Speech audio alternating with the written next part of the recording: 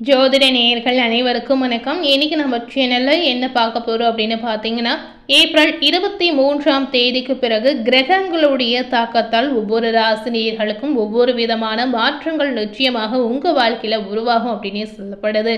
அந்த வகையில உங்களுடைய ராசி விருச்சிக ராசியை இருந்தால் விருச்சிக ராசி நேயர்கள் இந்த வீடியோவை ஸ்கிப் பண்ணாம முழுமையாக பார்த்து பயனடைங்க. ஏப்ரல் 23ஆம் தேதிக்கு பிறகு என்ன மாதிரியான மாற்றங்கள் உங்கள் வாழ்க்கையில் ஏற்பட போகுது, என்ன மாதிரி விளைவுகளை நீங்கள் சந்திக்க போகிறீங்க அப்படிங்கிறத நிச்சயமாக தெரிந்து கொள்ளலாம். ஸோ இந்த பலன்களை நீங்கள் தெரிந்து கொண்டு காலகட்டத்திற்கு ஏற்றவாறு நீங்கள் நடந்து கொண்டாலே கண்டிப்பாக உங்கள் வாழ்க்கையில் எந்தவித ஒரு பாதிப்பும் ஏற்படாது அப்படின்னு நிச்சயமாகவே சொல்லப்படுது. ஸோ முடிந்த அளவுக்கு விருச்சிக ராசினியர்கள் இந்த வீடியோவை முழுமையாக பார்த்து பயனடைங்க.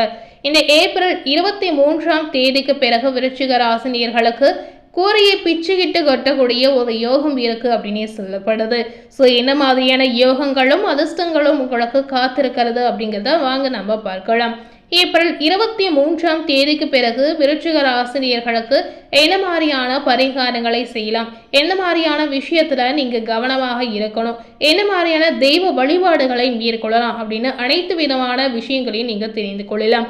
உங்க வாழ்க்கையில நடக்கக்கூடிய ஒவ்வொரு விளைவுகளையும் நீங்க இந்த வீடியோ மூலம் நிச்சயமாக தெரிந்து பயனடையலாங்க.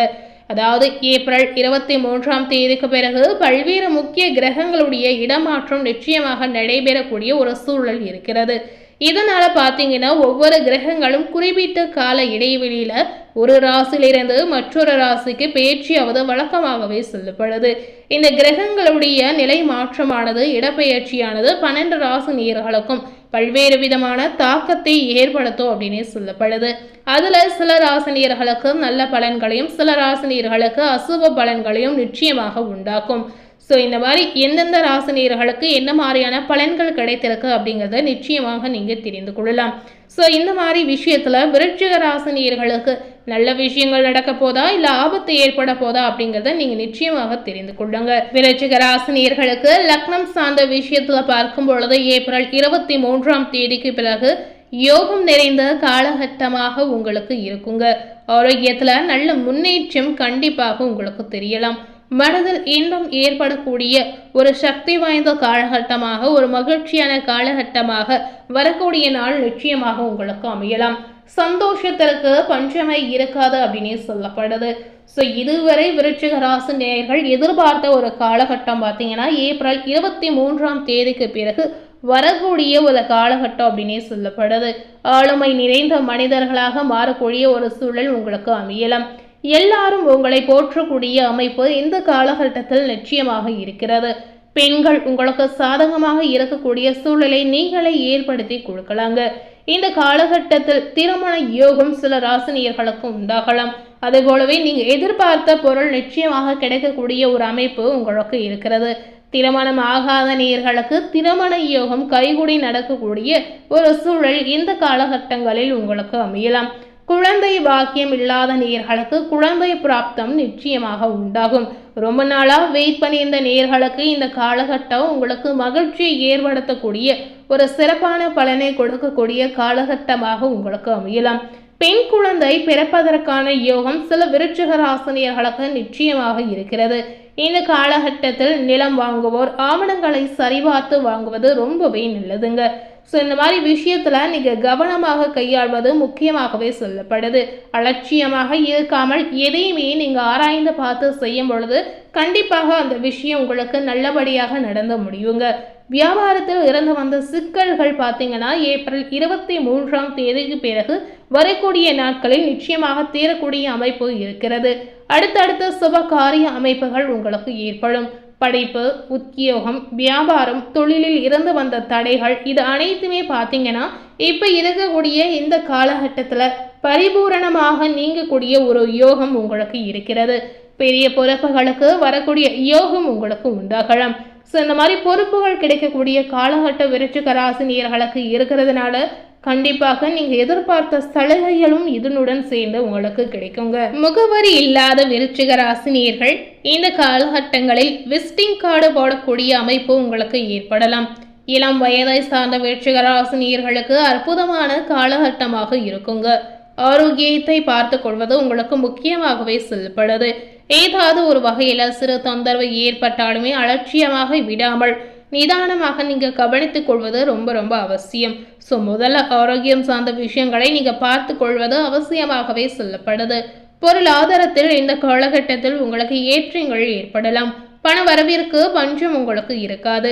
எடுத்த காரியங்களில் ஜெயம் ஏற்படக்கூடிய ஒரு சூழல் நிச்சயமாக உங்களுக்கு இருக்கிறது. ஸோ இந்த நேரத்தில் நீங்கள் ஏதாவது புதிய தொழிலை தொடங்கணும் அப்படின்னு ஆசைப்பட்டீங்கனாலும் சரி, புதிய முயற்சிகளை செய்யணும்னு நினைத்தாலும் சரி, கண்டிப்பாக செய்யலாம்.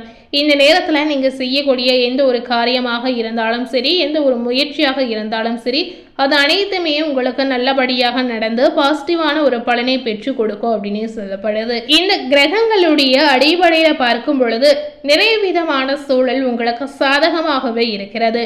இதனால விருச்சிக ராசினியர்களுக்கு திடீர் சந்தோஷம் ஏற்படலாம். தெய்வத்தினுடைய அனுகிரகம் உங்களுக்கு பரிபூரணமாக நிச்சயமாக கிடைக்குங்க. நிறைய பேரை சந்திக்கக்கூடிய யோகம் நிச்சயமா உங்களுக்கு உண்டாகும். ஆனந்தமாக இருக்கக்கூடிய ஒரு அற்புதமான காலகட்டமாக ஏப்ரல் 23 பிறகு வரக்கூடிய நாள் உங்களுக்கு அமையலாம். பெரிய பொறுப்புகள் கிடைப்பதற்கான யோகம் இருக்கிறதுனால கண்டிப்பாக இந்த மாதிரி விஷயத்துல நீங்க கவனமாக நேர்மையாக நடந்து கொண்டாலே நல்ல விதமான வாய்ப்புகள் மேலும் மேலும் உங்களுக்கு தேடி வரக்கூடிய ஒரு சூழலும் ஒரு அமைப்பும் நிச்சயமாக இருக்கிறது.